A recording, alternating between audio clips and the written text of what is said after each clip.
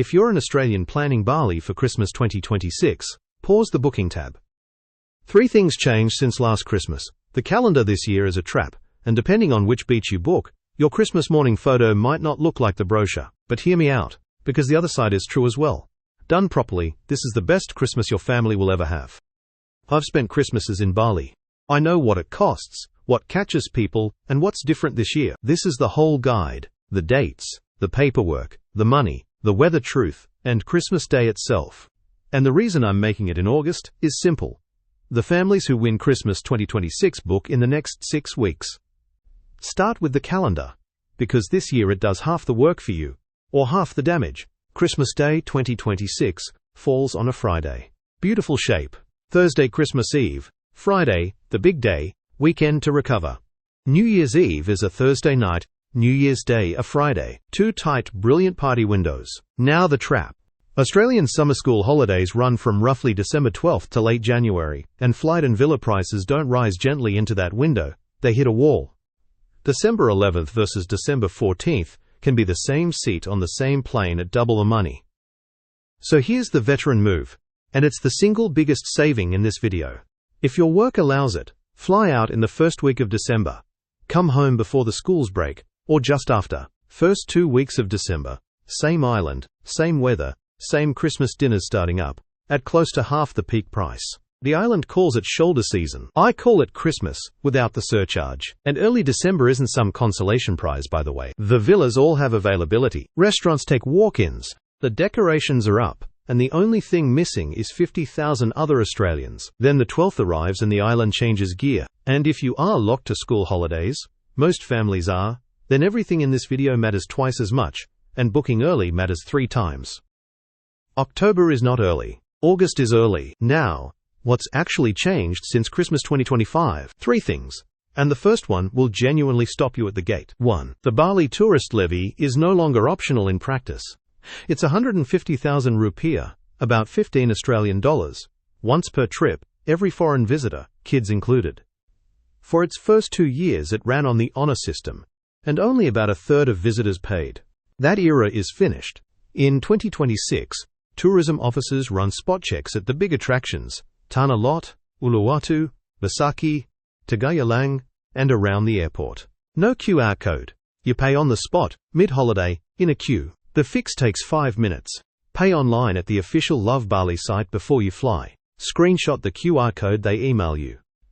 Done. And do it on the official site. Copycat sites will happily charge you double for the same code. 2. The All Indonesia Arrival Card. This replaced the old paper forms. Immigration, customs and health merged into one digital card. It's mandatory for every arrival, including your kids. It's completely free, and here's the trap. You can only submit it within 72 hours before you land. Not when you book. Not 2 weeks out. 3 days. One adult can file for the whole family. Everyone gets their own QR code, and you screenshot every one of them, because airport Wi-Fi after landing is a gamble. If a website tries to charge you for this card, close the tab. It's free, on the official immigration portal, full stop. 3. The legal ground shifted. January 1st this year, Indonesia's new criminal code took effect. And Bali now runs scooter checkpoints and an immigration task force that detained 62 foreigners this spring. We did a whole video on the 7 things Australians do that are illegal over there. The scooter documents, the medication rules, the duty-free limits. Watch it before you pack. 2 lines matter for Christmas. If your kids are riding scooters, the insurance question is not optional, and the pharmacy run happens before the flight, not after. Oh, and the sea taxi you've seen in the news, the one that's supposed to skip the Canggu traffic from the airport, construction started this month. Trials come next year. At Christmas 2026, it does not exist. The road is still the road. Plan your airport transfers like it's 2024, because it is. While we're on paperwork, the visa itself, most Australians use the visa on arrival, 500,000 rupiah, about 50 Australian dollars, 30 days. 2 things to know. First, you can do it online as an EVOA before you fly and skip the counter queue. At Christmas, that queue can be an hour. Second, the 30-day math. Fly out December the 14th and 30 days lands you mid-January. Staying longer means 1 extension. An agent will do it for you. Sorted in week 1, not day 29. And the boring one that stops people at the gate every single Christmas. Your passport needs 6 months, validity from the day you arrive, and at least one blank page. The airline checks before you board in Sydney. Bali doesn't negotiate it. Now the part the brochures leave out. Christmas is wet season. Here's the honest shape of a Bali December day. Mornings are usually beautiful. Blue sky, flat water, 30 degrees. Early afternoon, the clouds stack up, and somewhere between 2 and 5, it buckets down. Hard, warm, tropical. Then it clears. It's not a washout. It's a rhythm. Plan everything that matters before 2 o'clock.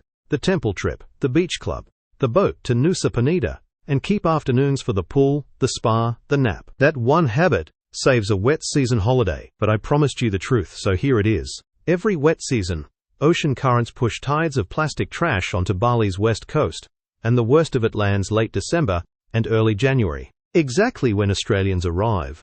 Jimbaran and Kudanan were at worst. Kuta, Legion, Seminyak, Canggu, even Uluwatu get hit. It's nobody's fault on the ground. It drifts in on the current, and Bali now throws serious muscle at it.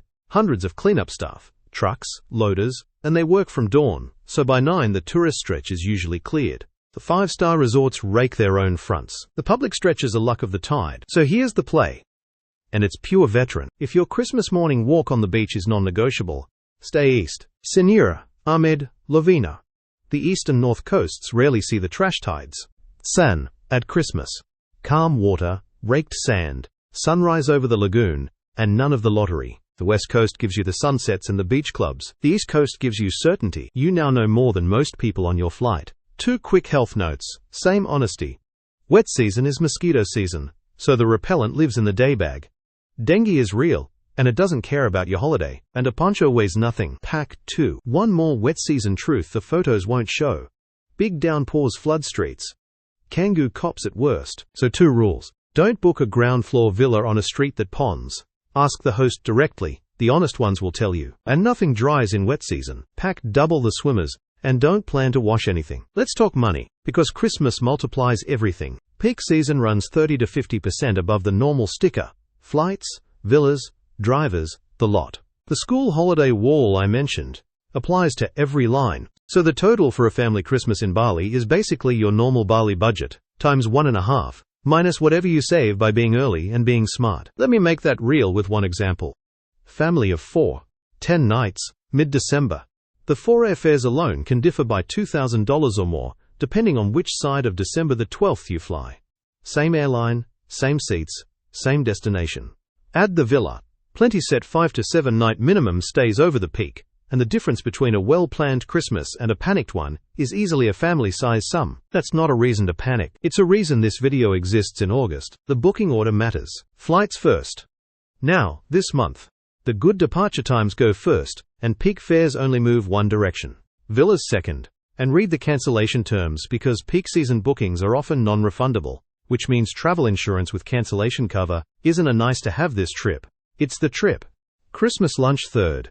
The good resort lunches and beach club Christmas events are ticketed, and the best ones are gone by November. And New Year's Eve fourth, because NYE in Bali is ticketed too and it sells out completely. Budget the paperwork stack while you're at it. The Levy, 15 ahead. Visa on arrival, $50 Australian each. The arrival card, free. Call it $65 a person before you've bought a single bintang. And none of it is optional. So what's Christmas Day actually like in Bali? This surprises people. It's wonderful, and it's normal. December 25th is a national public holiday in Indonesia, but Bali is a Hindu island, which means the island itself keeps working. The warungs are open, the supermarkets are open, the beach clubs are full. You will not face the Australian Christmas problem of needing milk and finding a closed country. Everything runs. The resorts and restaurants do proper Christmas lunches, seafood spreads, turkey for the traditionalists, champagne by the pool, and they're genuinely good. But they're ticketed events, and the popular ones book out weeks ahead. If Christmas lunch matters to your family, book it when you book the villa. The alternative I rate higher. Christmas dinner on Jimbaran Bay. Feet in the sand.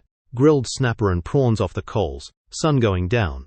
Provided the tide's been kind that morning, and your hotel will know. There's no Boxing Day sales rush, no carols traffic, no 3-day shutdown. Just a warm Friday where the biggest decision is the pool or the ocean. Or do what the long stayers do.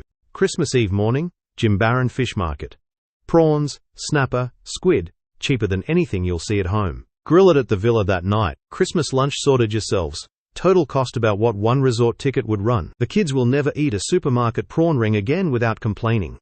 And the sealed treats from home, the mince pies, the pudding, the bonbons, they travel fine in the suitcase. Bring them. Some things are not negotiable. And yes, if church is part of your Christmas, there are English language services around Kuta, Sanur, and Ubud. Bali does Christmas respectfully, just lightly. Santa shows up in board shorts. The kids will talk about it for years. 5 nights later, the island does it all again, bigger. New Year's Eve 2026 is a Thursday night rolling into a Friday holiday, and every beach zone fires. Seminyak, Kuta, Jimbaran, Sanur, Nusa Dua, Canggu, Uluwatu.